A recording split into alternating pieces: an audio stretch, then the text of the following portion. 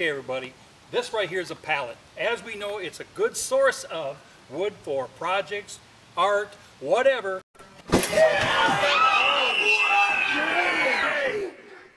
That's right, I'm Simeon Hendrix, and I'm here to break the world record for dismantling a wood pallet with a sledgehammer. Okay, we all know the rules. You can destroy the 2x4s, but you cannot in any way damage the wood slats that are on the pallet. Very important, make sure you have your gloves and your safety goggles when you attempt this feat, which I am going to break the world record. You said I couldn't do it, and I'm here to do it! Let's go! Get some! Well, here we go.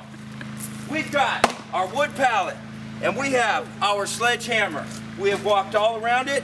This is a very sturdy wood pallet. It's ready for some damage. Start the clock.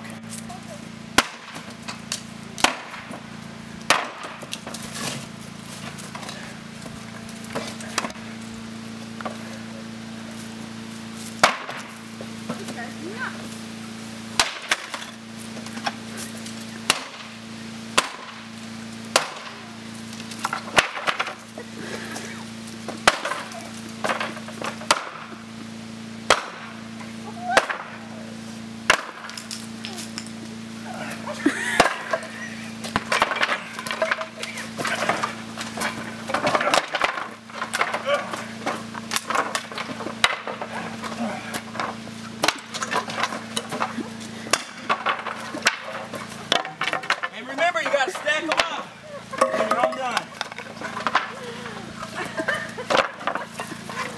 Time. Get some. This has been Simeon Hendrix signing off for breaking the world record for dismantling a wood pallet with a sledgehammer. What's my name?